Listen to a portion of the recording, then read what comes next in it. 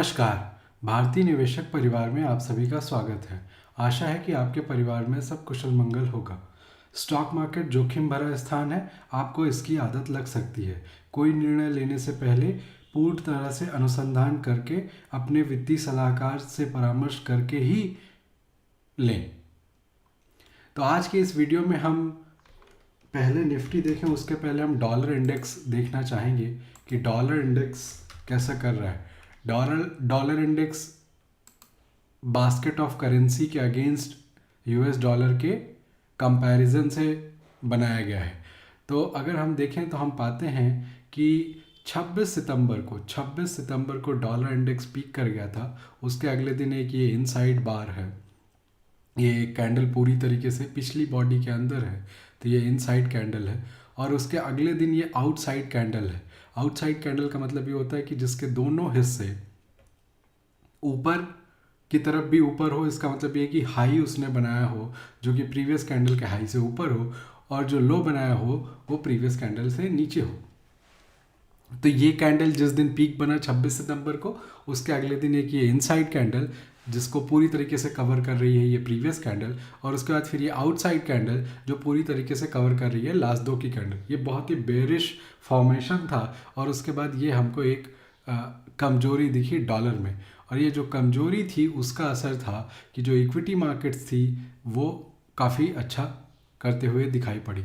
और अब अगर आप देखें तो पिछले 3 दिनों से, तो 5 अक्टूबर, 6 अक्टूबर और 7 अक्टूबर, ये 3 दिन अगर आप देखें तो यहाँ पे डॉलर इंडेक्स ने एक वापसी दिखाई है। आप ये भी कह सकते हैं कि ये यहाँ पे ब्रेकआउट था और फिर ये रीटेस्ट है, और अब ये यहाँ से बाउंस है। अब देखिए, वैसे ये करेंसी है, करेंसी के मूवमेंट में ये इतना सिंपल ब्रेकआउट, रीटेस्ट, बाउंस और फिर आप कहें कि यहाँ और मोमेंटम, तो ऐसे सीधे सीधे काम नहीं करता। क्योंकि अगर आप सिंपली करेंसी में मोमेंटम में लगाएंगे तो जो चीज़ बढ़ती जा रही थी वो बढ़ती जाएगी, और जो चीज़ घट रही थी वो घटती जाएगी। तो ऐसे तो करेंसी फिर बहुत ऊपर पहुंच जाएगी।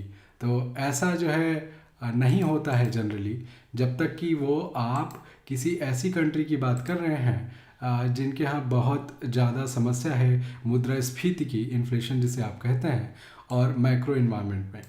अगर वैसा नहीं है तो करेंसी में ऐसे वाइल्ड मूवमेंट आपको बहुत बड़े नहीं दिखते।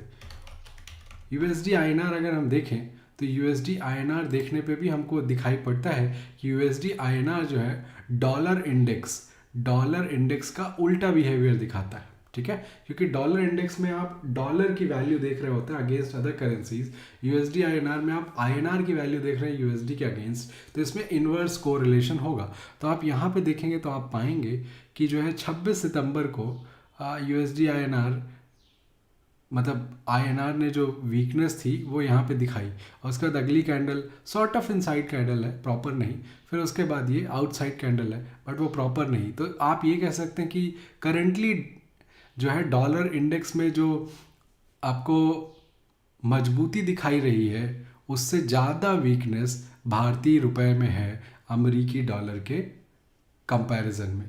तो अभी अगर आप ये जो सिनारियो देख रहे हैं, इस सिनारियो के हिसाब से अगर देखें तो equity markets they will not be poised to do well. तो अभी थोड़ी समस्या हमको मार्केट में देखने को मिल सकती है, जैसा हम पिछले कई सप्ताह से आपको वीडियो के माध्यम से जानकारी पहुंचा रहे हैं, सूचना पहुंचा रहे हैं और समझा रहे हैं। अब देखिए, ये जो 16 अगस्त को पीक बना था उसके बाद ये थोड़े बहुत इंटरमिटेंट बाउंस आए हैं। यहाँ पे एक ये शार्प बाउंस आया था 2-3 दिन के लिए।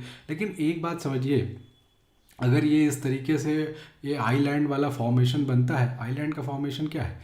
आइलैंड का फॉर्मेशन ये है कि देखिए, ये हिस्सा, ये 3 कैंडल एक अलग से हैं और इधर ये गैप अप से सेपरेटेड है और इधर ये गैप डाउन से, इसे आप बोलते हैं आइलैंड फॉर्मेशन। ठीक है, तो अब ये देखिए, ये बुलिश नहीं है, ये बेरिश है, क्योंकि ये गैप अप तो हुआ था लेकिन उसके बाद ये गैप डाउन हो गया फ्राइडे को, और एक बड़ा गैप डाउन और डे लो के आसपास में क्लोज हुआ। तो ये लो ऑफ द डे के आसपास में अगर मार्केट क्लोज होती है तो ये आपको दिखाता है कि ये काफ़ी जो है यहाँ पे भालुओं के पास बहुत शक्ति आ गई है और बुल्स थोड़े कमज़ोर प्रतीत होते दिख रहे हैं। तो देखिए, DJI ये जो है डाव जोन्स है, जो दुनिया की जो है आप कह सकते हैं 30 जो बड़ी कंपनियां हैं उनके मिलाने से ये इंडेक्स जो है मार्केट में बनी है। आइए अब बात करते हैं भारतीय इंडेक्स की। तो भारतीय इंडेक्स की बात करनी है तो निफ्टी अगर हम देखें तो निफ्टी में क्या फॉर्मेशन है, क्योंकि देखिए यूएस में थोड़ा सा समय उनका हमसे आगे है, मतलब उनसे पहले हमारे यहाँ शाम हो जाती है, करेक्ट। तो हमारे यहाँ जब शाम हो जाती है उनके यहाँ तब जो है सुबह होती है, तो उसका असर हमको देखने को मिलता है कि हम थोड़ा सा पहले ही रिएक्ट कर रहे होते हैं चीज़ों पे, और उसके बाद उनकी मार्केट की बारी आती है। अब तो वो कई बार एक दिन पीछे एक दिन आगे, आप क्योंकि देखिए राम बोल रहे हैं या मरा बोल रहे हैं, अगर बार बार लगातार बोलते जाएं तो ये कहना मुश्किल हो जाएगा कि आप राम बोल रहे हैं या मरा बोल रहे हैं। तो वह वैसे सिचुएशन है। अब यहाँ पे आप देखें तो निफ्टी में रिलेटिवली काफ़ी ज़्यादा स्ट्रेंथ दिखाई दे रही है, लेकिन आप ये देखिए ये यहाँ पे आपको दिखेगा 6 अक्टूबर और 4 अक्टूबर। तो ये 4 अक्टूबर के बाद 6 अक्टूबर को जो मार्केट खुली तो ये गैप अप मार्केट थी, लेकिन ये कैंडल रेड है और उसके अगले दिन गैप डाउन। लेकिन अगर आप ये ध्यान से देखें तो आप पाएंगे ये जो गैप अप है ये बड़ा है और ये जो गैप डाउन है ये थोड़ा सा छोटा है। तो ये जो गैप अप और गैप डाउन है ये आपको बताते हैं कि यहाँ पे जो है मार्केट में काफ़ी अनसर्टेनिटी है, क्योंकि एक कैंडल पहले जो है गैप अप हुआ था और फिर उसके बाद गैप डाउन हो गया।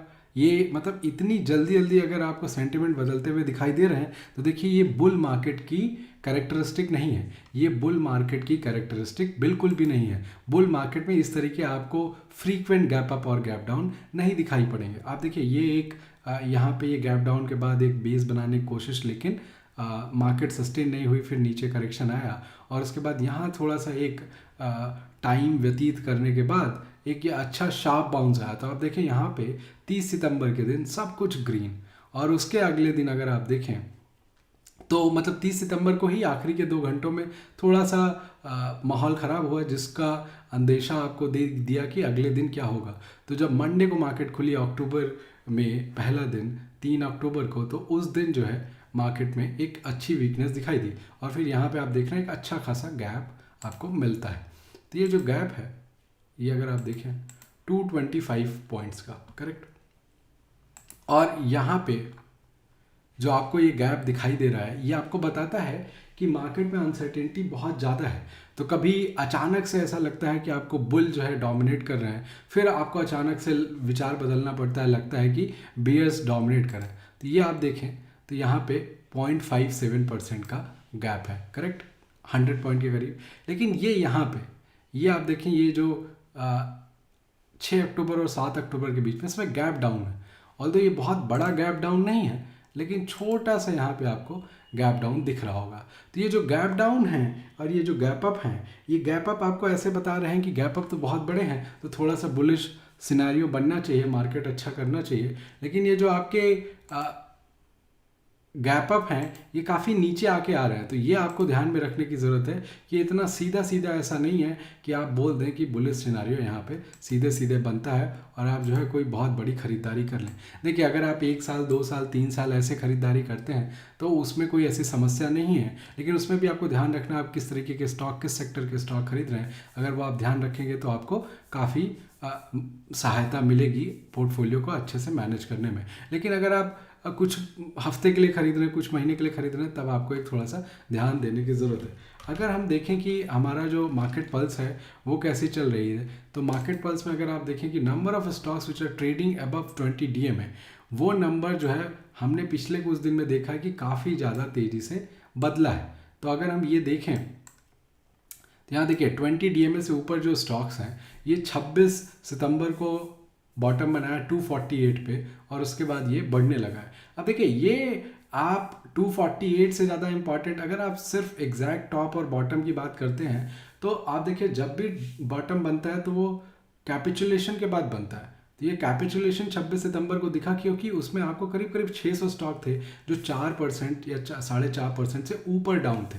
तो यहाँ पे ये जो कैपिचुलेशन था उसके बाद बाउंस स्वाभाविक है, लेकिन वो बाउंस कितना बड़ा होगा, कितने दिन चलेगा, ये कहना आप ऐसे मुश्किल होता है सिर्फ अगर आप ये देख के बोलें तो। सिर्फ ये देख के, चार्ट देख के आप ये नहीं बोल पाएंगे कि बाउंस कितना स्ट्रांग होगा, कितने दिन चलेगा। उसके लिए आपको थोड़ा सा और एक बेसिक अंडरस्टैंडिंग लगानी पड़ेगी मैक्रोज की कि बाकी जगह क्या चल रहा है। अब देखते हैं अगर क्रूड को अगर हम देखें कि क्रूड क्या कर रहा है, तो ये इंडियन क्रूड है है ना। तो इंडियन प्राइसेस में जो क्रूड है, तो आप देखिए इसमें बहुत शार्प बाउंस आपको देखने को मिल रहा है। तो जो ये इतना शार्प बाउंस है, ये आपको बताता है कि इंडियन मार्केट के लिए तो ये एक अच्छी बात नहीं है। और अगर आप देखें तो ये एक थोड़ा सा इधर ये ब्रेकआउट भी है, तो ये एक इधर ब्रेकआउट है।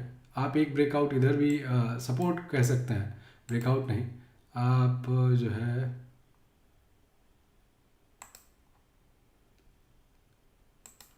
तो ये देखिए एक जो है इधर भी सपोर्ट पे था, है ना। तो वहाँ से एक छोटा स्टॉप लॉस के साथ एक बड़ा ट्रेड क्रूड में बनता था।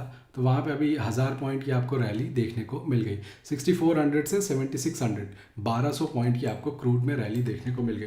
तो अगर आप ये देखें तो निफ्टी देखिए मंडे को हो सकता है फिर गैप डाउन खुले, और आप जो है थोड़ा सा सतर्क रहें। फ्यूचर्स करते हैं तो थोड़ा सा और ध्यान दें, ऑप्शंस करते हैं तो फिर आपको अगर एकदम से तुरंत अंदर बाहर करने की आदत है तब तो ठीक है, वरना जो है फ्यूचर्स ऑप्शंस आजकल जो है खतरे से खाली नहीं है। लेकिन अगर आप देखें कि अगर आपका व्यू है 6 महीने, 1 साल, 1.5 साल, 2 साल, तब आप जो है थोड़ी बहुत खरीदारी स्टार्ट कर सकते हैं। एक स्टॉक है फार्मा में आरपीजी लाइफ, इसके बारे में हमने अपने टेलीग्राम में डिस्कस किया है। ये बहुत अच्छा फार्मा का स्टॉक समझ में आता है। इसका जो है मार्केट का कुछ 1300 करोड़ रुपए है, आरपीजी ग्रुप की कंपनी है। डोमेस्टिक से इनका 75% रेवेन्यू आता है। फॉर्मुलेशन का बिजनेस है, डोमेस्टिक और इंटरनेशनल, और एपीआई का बिजनेस है। और इसमें युगल सीकरी जो है एमडी और सीईओ हैं, और नॉन एग्जीक्यूटिव चेयरमैन जो है इसके जो है गोयनका है। तो हर्ष गोयनका की ग्रुप की ये कंपनी है, and this stock is looking very good. अगर आप देखें इसका मंथली चार्ट तो it is trading at all time highs, और अगर आप वीकली देखें तो वो भी बहुत अच्छा है, जिसका मंथली अच्छा है। तो अब देखिए ये बहुत बड़ा inverse head and shoulder type का ब्रेकआउट आप बोल सकते हैं, लेकिन वो इतना इंपॉर्टेंट नहीं जितना इंपॉर्टेंट ये स्टॉक आपको अच्छा दिख रहा है। तो आपको ये वीडियो कैसा लगा अवश्य ही बताएं। एक बार पुनः विनती है कि लाइक, शेयर, सब्सक्राइब करते रहें। मित्रों के मध्य इस वीडियो को व्हाट्सएप और अन्य सोशल मीडिया के माध्यम से शेयर करते रहें। जुड़ने के लिए आभार, नमस्कार।